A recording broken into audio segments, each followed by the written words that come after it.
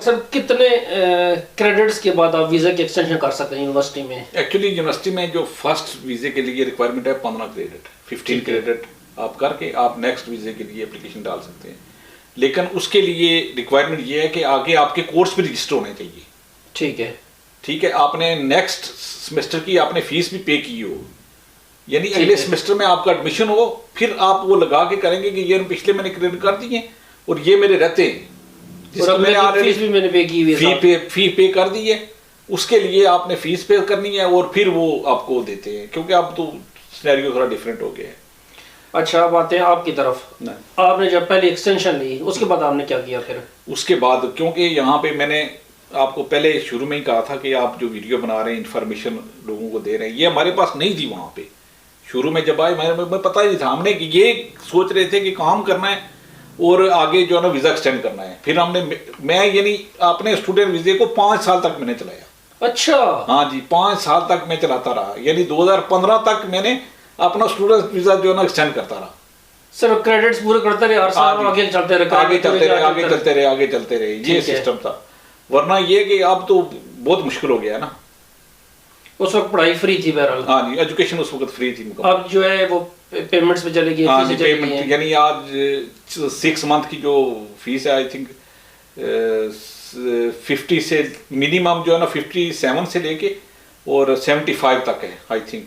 80,000 जी बिल्कुल इतनी बनती है। 82 भी है, 82 बिल्कुल इतनी बनती है। मैंने आप जिस तरह अगर मालमो यूनिवर्सिटी की बात करें तो वो आधी फीस लेते हैं पूरी एडमिशन के लिए, 1 साल की फीस वो लेते हैं। बाकी यूनिवर्सिटी वाले जैसे हाम्सर यूनिवर्सिटी है, योतेबर यूनिवर्सिटी है, वैको यूनिवर्सिटी है, वो 6 महीने की अगर फीस पे करें तो वो एडमिशन दे देते हैं आपको। लेकिन ये मालमो यूनिवर्सिटी है, इसमें आप 50% अगर फीस पे करते हैं तो फिर आपको वो एडमिशन देते हैं। तो ये थोड़ा डिफरेंट हो गया है काफ़ी। 5 साल आप एक्सटेंड करते रहे स्टूडेंट वीज़े पे जी। 5 साल के बाद आपने क्या किया फिर जाके? 5 साल के बाद फिर मैंने बिजनेस वीज़े की तरफ स्विच हुआ। मैंने एक क्लीनिंग कंपनी खोली थी, तो साथ खाने पीने का केटरिंग का जिस तरह होता है हम पाकिस्तान में केटरिंग, ठीक है। लेकिन ये है कि क्लीनिंग का भी यहाँ पे काफ़ी आपको पता है कि कंपटीशन ज़्यादा है, यानी पैसे कम है और काम ज़्यादा करना पड़ता है। तो उसके बाद मैंने उसको कंटिन्यूस किया 1 साल के लिए। 1 साल के बाद फिर मैंने, क्योंकि मेरे पास लाइसेंस भी था, मैंने टैक्सी का लाइसेंस कर लिया। फिर मैंने अपनी कंपनी रजिस्टर करवा ली टैक्सी की। ठीक, तो वहाँ से अल्हम्दुलिल्लाह अच्छी इनकम हुई मेरी। तो उसी के ऊपर मैंने आगे परमानेंट भी जो है ना वो लिया है, और उसके बाद अल्हम्दुलिल्लाह आज मेरे पास पासपोर्ट भी ले लिया। नेशनल, पिछले साल हमने पासपोर्ट लिया था। जी जी, पिछले 2020 में, मेरे अगस्त 2020 में आया पासपोर्ट। केटरिंग का काम आपने जब शुरू किया तो क्या काम आसान था या मुश्किल था, या मार्केट में जगह बनानी कैसी थी आपकी? एक्चुअली केटरिंग का काम सिर्फ पेपरों में शो किया था। अच्छा, ठीक हो गया, सही है। ठीक है, क्योंकि आपको पता है कि इसमें बिजनेस वीजे के अंदर माम्स होते हैं। ठीक है। अगर केटरिंग का मैं आपको फक्तूरा करूंगा उसमें 12% माम्स है। ठीक है, माम्स यहाँ पे कहते हैं वैल्यू एडेड टैक्सेस, जिससे पाकिस्तान में इसको वैट कहते हैं। जी बिल्कुल, वो आपने गवर्नमेंट को पे करने, वो आपके नहीं है। बिल्कुल। अगर आप किसी को फक्तूरा बना के देते हैं, ठीक है, अगर मैं आपको फॉर एग्जाम्पल मैं आपको क्लीनिंग का फक्तूरा बना के देता हूँ, फक्तूरा मीन इनवॉइस बना के देता हूँ। लोग इंग्लिश समझते हैं, वो स्वीडिश। तो इनवॉइस अगर मैं आपको करके देता हूँ उसमें 25% माम्स है। ठीक है, ठीक है। अगर मैं 100 रुपए की या 100 करोड़ की मैं आपको इनवॉइस बनाता हूँ तो वो 25 करोड़ मैंने अपनी जेब से पे करने हैं। ठीक है, उसका मेरी इनकम के साथ कोई तल्लुक नहीं है। बेशक जी। ठीक है, वो अलग चीज होगी, वो आपने वैट आपने देने ही देने। बिल्कुल। ठीक है। अब केटरिंग में जो है ना वो माम्स थे 12%। ठीक है, ठीक है। तो इसलिए केटरिंग का जिस तरह ये होता है कि थोड़ा सिंपल था उस वक्त, यह है कि मैंने जिस तरह आपके नाम पे फक्तूरा बना दिया। ठीक है, मैं जी अब्बास भाई ने मुझे ऑर्डर किया था 20 बंदों का खाना, मैंने इनके नाम 20,000 का फक्तूरा बना दिया। तो टैक्सेस कम पे किया उस पे जाकर? हाँ जी, टैक्सेस यानी वैल्यू एडेड वैट जिसको कहते हैं ना, वो कम हो गए हैं। अच्छा, उसके बाद आपने क्लीनिंग कंपनी खोली थी। हाँ जी। उसका काम कैसा था? क्लीनिक का भी शुक्र अल्हम्दुलिल्लाह मैंने चलाया है, काफ़ी तकरीबन 1.5 साल चलाया, लेकिन अच्छा रहा। मेरा एक कंपनी के साथ कॉन्टेक्ट था, फर्टा, यहाँ पे स्वीडन में है, उसके साथ मैंने तकरीबन 15,000 पे किया था। ठीक है। और उसके बाद वो क्लाइंट देते थे मुझे ना, तो उनको फिर ईमेल करना, फिर उनसे काम करना। लेकिन मैक्सिमम काम जो है ना क्लिनिक के वो वन टाइम काम ही मिलते हैं, जिस तरह फ्लिट सेंटरिंग हो गई, यानी आखिरी टाइम जिस तरह होती है, लास्ट फाइनल क्लीनिंग जिसको आप कह सकते हैं। ठीक है, वो हो गई।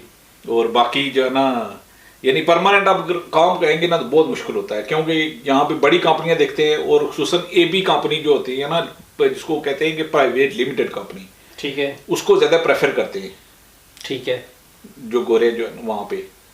तो दूसरा ये कि जो छोटी कंपनियां ना उनको वो नहीं देते।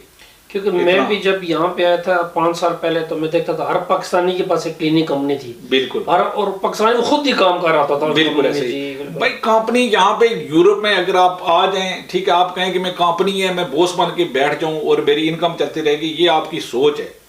मैं कहता हूँ आपने फुल टाइम काम करना है एज ए एम्प्लॉयर, फिर जाके आपकी इनकम निकलेगी वहां से। ठीक है, ठीक है, आप अपने सर्वाइव कर सकते हैं अपनी फैमिली के लिए। अच्छा, कैटरिंग कंपनी, क्लीनिंग कंपनी, जी, टैक्सी की तरफ क्यों सोचना शुरू कर दिया आपने? क्योंकि उसके लिए इनकम यानी मेरी नहीं थी। यानी क्लीनिंग का काम जो होता है, ठीक है, अप्रैल, मई, जून, जुलाई, अगस्त, टोटल 5 महीने में काम होता है, उसके बाद कंप्लीटली स्टॉप। टैक्सी के काम में ये है कि मैं जो नए आने वाले हैं उनको सजेस्ट करता हूँ कि सबसे पहले ये है कि पाकिस्तान से वो ड्राइविंग लाइसेंस लेके आए।